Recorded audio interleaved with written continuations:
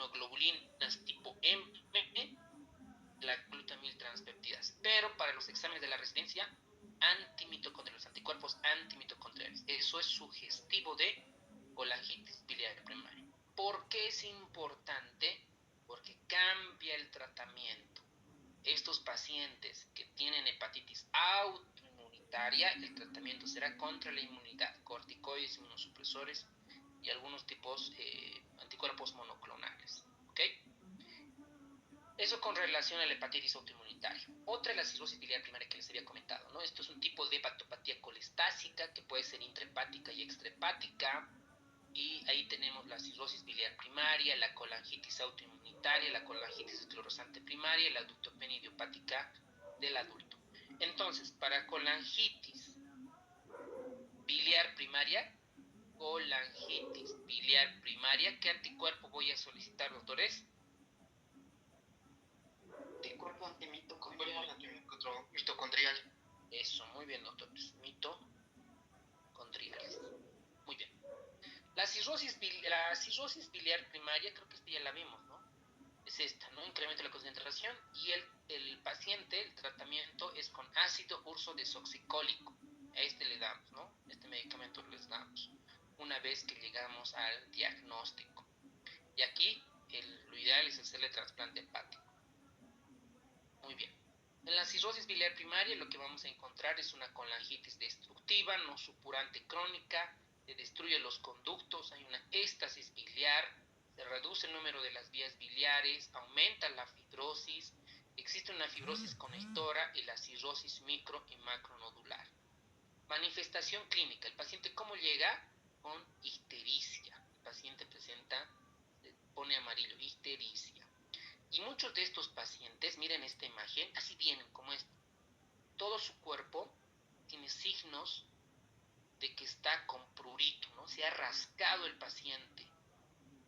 ¿Y esto por qué se rascan? Porque tienen prurito. ¿Y por qué tienen prurito? Porque las bilirrubinas, los metabolitos, estimulan a las células cebadas, a los mastocitos, para que puedan liberar histamina y generar vasodilatación, escozor, prurito.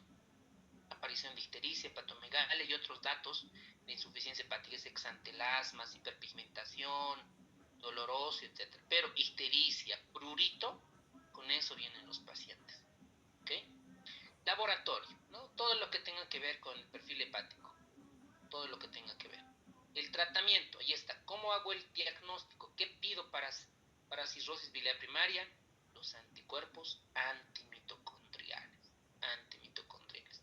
Yo no sé por qué aquí dicen son negativos. Esto nos ayudan. A ver, denle una revisada por favor para cirrosis biliar primaria. Esto es lo que nosotros pedimos en la parte cuando hacemos la práctica. El tratamiento, dime. Dice en el libro de Harrison dice que hasta el 10% de los pacientes con cirrosis biliar son negativos para anticuerpos antimitocondriales. Ok. Aquí le falta entonces 10%. Vamos a asumir que el 90% tienen positivos para anticuerpos antimitocondriales y el 10% son negativos. Más o menos así, doctora, ¿qué le parece? Sí, bueno, yo también lo entiendo de esa forma, doctor. Perfecto. Muchas gracias, doctora, por el feedback, por la retroalimentación. Qué bien que esté con el libro. Lo más probable es que ingrese a la residencia médica si continúa en ese camino. Otro anticuerpo que recuerde, por ejemplo, yo no me acuerdo mis resúmenes de esto, es la colangitis esclerosante primaria. Colangitis esclerosante primaria. Este anticuerpo para esta enfermedad, sobre todo, son los P-ANCAS, que son los anticuerpos citoplasmáticos antineutrófilo perinucleares. P-ANCAS. Ya con eso les doy todo mi tip, todo mi resumen de estos anticuerpos para estas patologías. ¿Ok? Ya con eso ya la tienen completo. Entonces, ¿qué es el tratamiento? Como están amarillos, lo que más le molesta es el prurito, entonces vamos a dar antihistamínicos. Bueno, también a los pacientes pueden estar indicados la colestiramina, las plasmaféresis, sobre todo el ácido ursodesoxicólico para cirrosis biliar, el ácido obeticólico y pues si el paciente tiene datos de osteopenia, osteoporosis, los bifosfonatos. Pero al final esto básicamente es trasplante hepático, porque el tratamiento es sintomático, como verán. Por dentro de la colangitis esclerosante primaria, lo que les comentaba, el P-ANCA, como su nombre dice, hay una colangitis de todo el sistema biliar, donde está la bilis, acá la vesícula biliar, el conducto cístico, bla, bla, bla, bla, bla, se esclerosa. Hay un proceso de cicatrización. Entonces lo que lleva es un patrón colestásico crónico que se caracteriza por la inflamación, afecta todo el árbol biliar, origina colestasis crónica, obstrucción, obviamente de todito esto, por eso el paciente tiene una gran ictericia, gran prurito, cirrosis biliar, hipertensión portal e insuficiencia hepática. ¿Cómo llega el paciente? Con esteatorrea, deficiencia de vitaminas liposolubles, prurito, miren, ¿no? El prurito siempre, ¿no? Es la primera causa de estos pacientes que vienen. Laboratorio, obviamente vamos a encontrar anormal todo el perfil hepático, todo el perfil. Y ahí está, el famoso P-ANCA. Entonces espero que ya tengan su resumen, ¿no? Los anticuerpos antimitocondriales, ¿no? Desde acá, su resumen. El ANA, anticuerpo antimúsculo liso, para pacientes con hepatitis autoinmunitaria, el ANA, el asma, el antiantígeno hepatocito soluble, el anti-LKM1, luego vimos en su resumen 1, 2, hemos hablado de la cirrosis biliar primaria, también hemos hablado de la, ¿dónde está? Cirrosis biliar primaria, los anticuerpos antimitocondriales y la colangitis esclerosante primaria, su PEAC. Entonces con estos tres ya están por encima de su competencia con estos. Más del 50% de los individuos van a presentar colitis ulcerosa. También vimos que en la colitis van a presentar, ¿no?, colangitis esclerosante primaria. ¿Cómo hacemos el diagnóstico de las colangitis esclerosantes? Con colangiopancreatografía por resonancia magnética. Entonces ustedes ven, ¿no?, por endoscopía, pueden introducir el contraste y ver la esclerosis de todo el sistema biliar. Entonces el tratamiento igual es como en el previo, incluso podemos ver dilataciones, ¿no?, por endoscopía para facilitar el paso de la bilis y obviamente se pueda excretar con normalidad. Otra causa de cirrosis hepática es la cirrosis cardíaca. La cirrosis cardíaca es cuando hay una disfunción del ventrículo derecho. Entonces, como el ventrículo derecho no puede bombear, entonces el líquido, la sangre venosa, se queda en el sistema hepático. Entonces esto genera hipoxia, anoxia y obviamente el hepatocito muere, ¿cierto? Entonces el hígado aumenta de tamaño, está edematizado, una congestión pasiva, isquemia relativa y una fibrosis pericentral. Y esto va a llevar a un síndrome hepatorrenal. También compromete los riñones. Entonces un paciente con cirrosis cardíaca, primero vamos a encontrar datos de falla cardíaca. Y obviamente van a estar anormales el perfil hepático y principalmente puede estar elevada la fosfatasa alcalina, la hepatomegalia y muy pocas veces necesita biopsia hepática. Y hay otras causas raras, con eso terminamos cirrosis. Hay unas causas raras, ¿no? La hemocromatosis, la verdad es que nunca he visto un paciente con hemocromatosis acá en Bolivia. Esto se desencadena por una fibrosis portal, porque hay acumulación de mucho hierro en el hígado. Y el diagnóstico lo hacemos con aumento de la transferrina y el aumento de la concentración de la ferritina. ¿Cuál es el tratamiento? Obviamente eliminar el hierro a través de flebotomía, ¿no?, sacar sangre a los pacientes. Otra es la patología del cobre, ¿no? La patología del cobre es porque el cuerpo tiene la incapacidad, no la puede eliminar al cobre. Entonces acá este cobre se va a acumular en el hígado. Entonces esta es la enfermedad de Wilson. ¿Qué es la enfermedad de Wilson? Es un trastorno hereditario en la hemostasis del cobre que afecta a 1 de cada 30.000 individuos. Yo creo que en Bolivia es menos. Y este cobre se acumula en el hígado. En los exámenes de residencia en Europa, en Estados Unidos, les preguntan mucho este famoso anillo de Kayser-Fleischer. El anillo de Kayser-Fleischer es nada más, ¿no?, la coloración característica que aparece en el globo ocular por la acumulación de cobre. Entonces, ¿cómo se hace el diagnóstico? Se determinan las concentraciones de ceruloplasmina, recuerden la que transporta el cobre, se ve las concentraciones en orina de 24 horas, se dice, señor, señora, acumule varias botellas la orina de 24 horas, comienza a las 8 de la mañana, termina al día siguiente a las 8 de la mañana y se mide las concentraciones de cobre. En los anillos corneales, el anillo de Kaiser, la biopsia hepática que es importante, y el tratamiento es fármacos que producen quelación de cobre, ¿no? La verdad es que nunca he visto a un paciente con enfermedad de Wilson, probablemente algún colega patólogo en nuestro país haya visto, ¿no? Pero en caso difícil. La mayoría vi en la práctica diaria, en emergencia, medicina interna, terapia intensiva, se ve mucha cirrosis alcohólica, hepatitis autoinmunitaria, cirrosis biliar primaria. Esas tres causas se ven frecuentemente. Ahora, hay pacientes también con deficiencia de alfa-1 antitripsina. Igual, nunca la vi. Sé por teoría, hay varios fenotipos, que para esto, para llegar al diagnóstico, se necesita medir los niveles, tanto plasmáticos, y la biopsia para ver, ¿no?, si tiene datos de cirrosis, y el tratamiento es dar alfa-1 antitripsina o trasplante hepático para ese tipo de pacientes. Fibrosis quística, yo creo que esto han visto más los neumólogos en la parte pediátrica porque afecta sobre todo la parte pulmonar. Entonces es un trastorno hereditario raro donde está afectado los canales del cloro. El punto, de manera resumida, es que el sudor, la secreción se vuelve muy espesa, no se la puede eliminar. También va a afectar o llega a tener un tipo de cirrosis de tipo biliar, y el tratamiento sintomático es el ácido ursodesoxicólico. Complicaciones. Esto tiene que ver mucho con fisiología, ¿no? Entonces, si el hígado está inflamado, está dañado, llega a tener fibrosis. Esta fibrosis lo que va a llevar es una hipertensión portal. Y por la hipertensión portal, el paciente va a tener varices esofágicas, ampliamente ya comentada, gastropatía hipertensiva, o también se va a manifestar como varices gástricas, esplenomegalia e hiperesplenicismo. ¿Cuál es la diferencia, doctores, entre esplenomegalia e hiperesplenismo? ¿Cuál es la diferencia? Pregúntenle en SamGPT si quieren. ¿Cuál es la diferencia?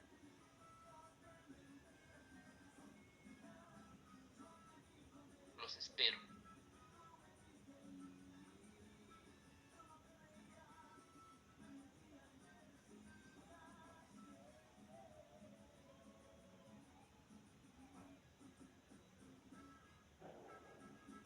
Doctor, ¿el hiperesplenismo sería la hiperfunción del vaso?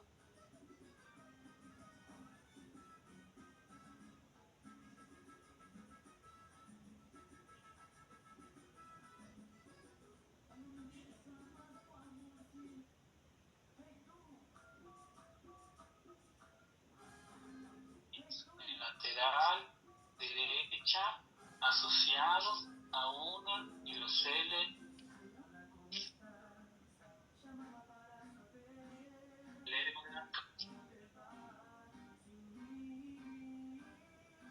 nombre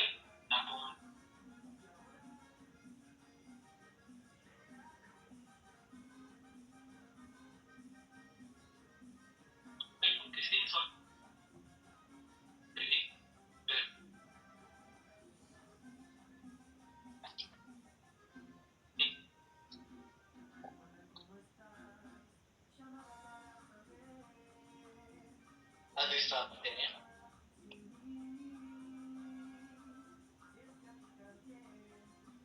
Muy bien, las otras son el síndrome hepatorrenal, tanto tipo 1 tipo 2. La tipo 1 es aguda o hiperaguda, y la parte tipo 2 es un poco lenta. Luego encefalopatía hepática con todos los grados, el síndrome hepatopulmonar, el porto pulmonar, la desnutrición. Y obviamente estos pacientes vienen con trastorno en la coagulación por factores de vitamina K dependientes, trombocitopenia, por el hiperesplenismo o esplenomegalia. Lo que dice la doctora es totalmente correcto. La esplenomegalia es el agrandamiento del bazo, la hiperexposición y la hiperfunción del vaso. Osteopatía, ¿okay? Anomalías hematológicas, anemia, molis, trombocitopenia y neutropenia. Todas estas son complicaciones de la cirrosis hepática. Entonces, ¿qué hacemos en la varices? ¿Cuál es el tratamiento? Hacemos el diagnóstico con endoscopía y las ligaduras, ¿verdad? Con estrotide y a largo plazo con beta bloqueantes. Para gastropatía hipertensiva lo mismo. Para la esplenomegalia no hay un tratamiento como tal. Para la citis, ¿qué dice el libro de Harrison, doctores? ¿Qué vamos a dar? ¿Cómo vamos a tratar la asitis? Paracentesis evacuatoria. Eso. Y diuréticos. ¿ok? Muy bien. Sí. Para peritonitis bacteriana, ¿cuáles son los criterios de diagnóstico? Esto está bien bonito. ¿Cuáles son los criterios de diagnóstico para peritonitis bacteriana espontánea? ¿Cómo llega el paciente? Doctor, tengo dolor abdominal. Y obviamente el paciente tiene ictericia, sabemos que tiene cirrosis, pero tiene dolor abdominal y tiene fiebre. El internito pasa y dice, puede ser que tenga peritonitis bacteriana espontánea. Listo. A ustedes les preguntan, ¿cómo se diagnostica una peritonitis bacteriana espontánea? Por laboratorio, doctor, y los polimorfonucleares ahí, ¿no? Elevado, mayor a 250. Conteo de neutrófilos por más de 250 células por microlitro.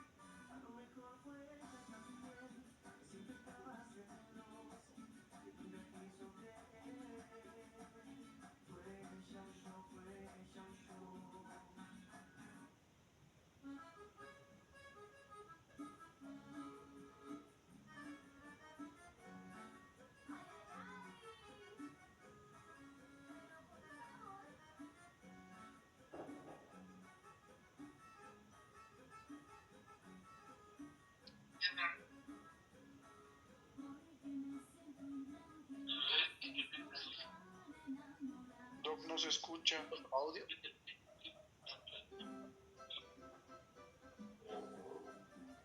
Perdón, doctor, he desactivado mi micrófono. Entonces, hipertensión portal normalmente es menos de 5 milímetros de mercurio. Entonces, cuando este gradiente...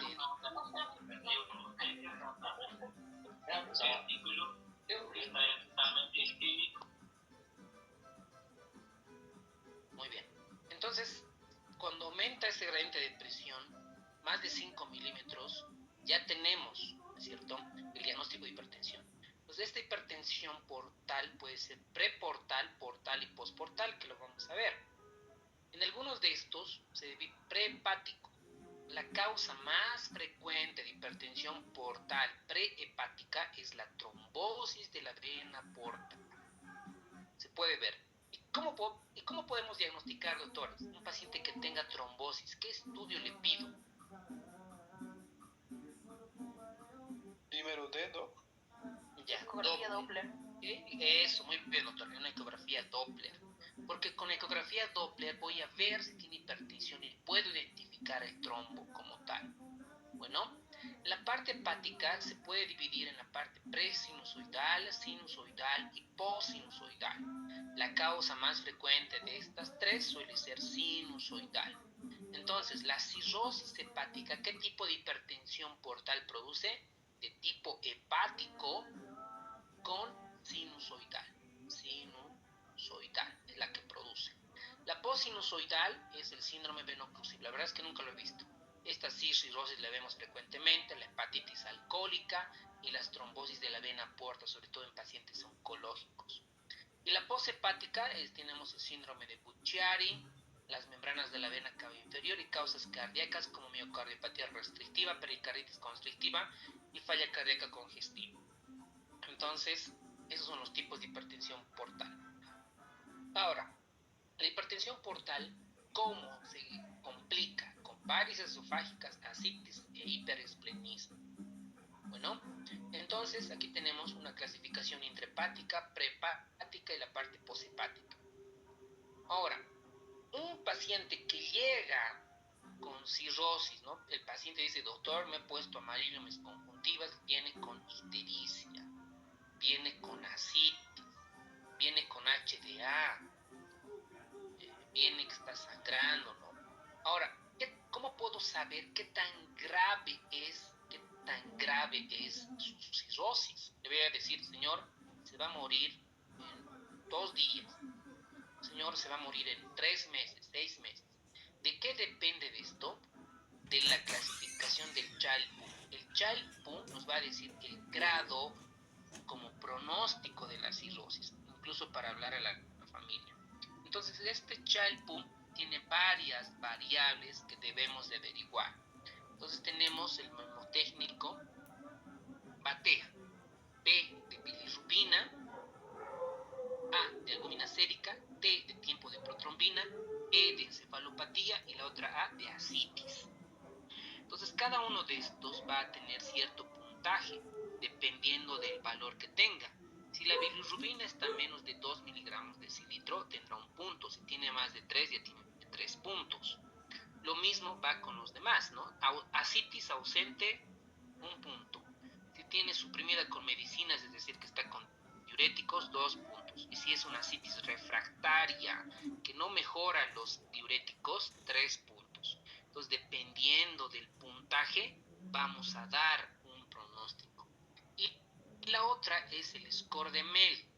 El score de Mel también nos ayuda a pronosticar y sí, sobre todo nos va para trasplante o para trasplante hepático. Si yo quiero saber qué tanto va a ir, es con la clasificación del Mel. Tratamiento. ¿Cómo mejoro la hipertensión portal? Primero, la endoscopía, sobre todo para ver si el paciente tiene varices esofágicas y si necesita ligadura esofágica. Control de la hemorragia. Si es un Child-Pugh A, es una clase A, puedo generar la derivación quirúrgica frente a TIPS, ¿no? Es decir, la derivación portosistémica y para trasplante hepático. Si es un Child-Pugh clase B o clase C, directamente va a trasplante hepático. Tratamiento endoscópico con antagonistas beta-adrenérgicos, el propranolol, y recién se considera un TIPS, posteriormente trasplante hepático. Entonces, eso es el manejo para trasplante. La ascitis, ustedes ven aquí en la imagen, es un paciente con un abdomen muy globoso. Aquí tenemos el signo de la medusa, puede tener hemorroides, datos indirectos de hipertensión portal.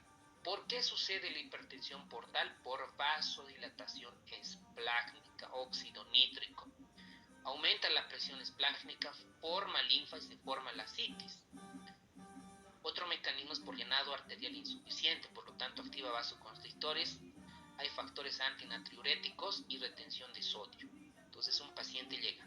Ahora, ¿dónde se realiza la paracentesis? En la fosa ilíaca izquierda, ¿no? Cerca al flanco también. Entonces se pone líquido y se va saliendo. Acá, al mismo tiempo, se administra albúmina. Para ver, ya en la práctica verán, ¿no? Por cada litro cuántos gramos de albúmina le van a dar, etcétera, y ya en emergencias, en gastro y medicina interna van a comenzar a ver. Si un paciente tiene ascitis resistente, es decir, que no responde a los diuréticos, ahí vamos a administrar o vamos a realizar la paracentesis, ¿ok? Lo que, como dice la autora, paracentesis evacuatoria, ¿ok? Y a esto administramos la albúmina, realizamos restricción del sodio, una dieta con baja en sodio, más diuréticos. Se reacumula ascitis, se considera TIPS, ¿cierto? Que es la derivación portosistémica intrahepática transyugular. Se continúa, si no, con la evacuación de paracentesis y se considera el trasplante hepático. acá esto no tenemos, ¿no es cierto? Ya supongo que en un par de meses, años, vamos a realizar trasplante hepático en la parte pública. En la parte privada sí, hay unos hepatólogos junto con cirujanos que pueden realizar. Muy bien, doctores, hemos terminado cirrosis hepática.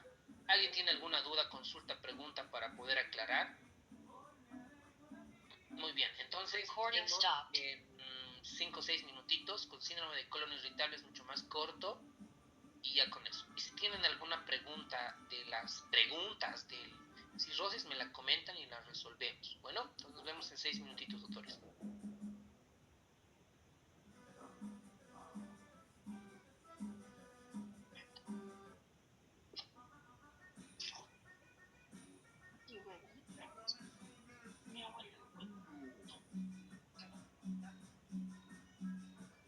Chiri, chiri, Watson.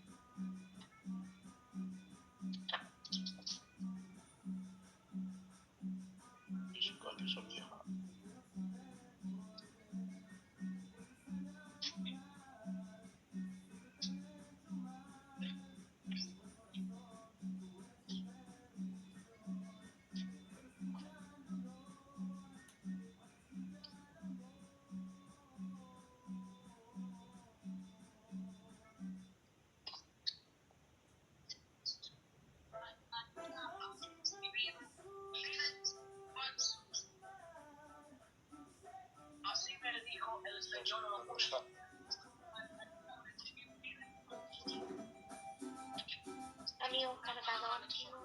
¿Ah? Cargador. ¿Cuál? No. Así. Sus micrófonos están encendidos. Dale, Carlota.